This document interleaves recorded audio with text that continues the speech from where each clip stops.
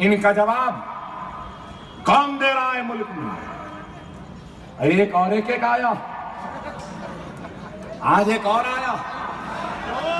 वो कैसे कैसे की कपड़े पहनता है, तमाशे का दिखता है,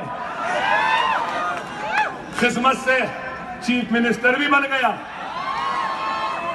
कह रहा है निजाम की तरह ओवैसी को भगाऊंगा। अरे तू क्या, तेरी हैसियत क्या, तेरी दिशा क्या? तेरे जैसे 56 आए चले गए।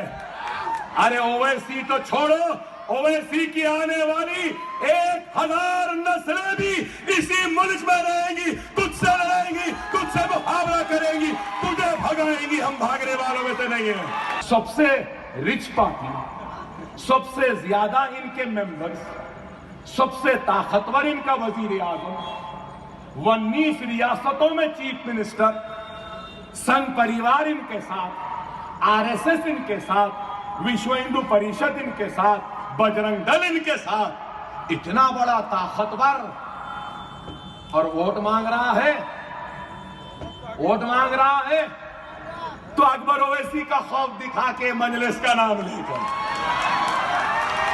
वाकई में कितना फकीर हो गया, कितना गरीब हो गया।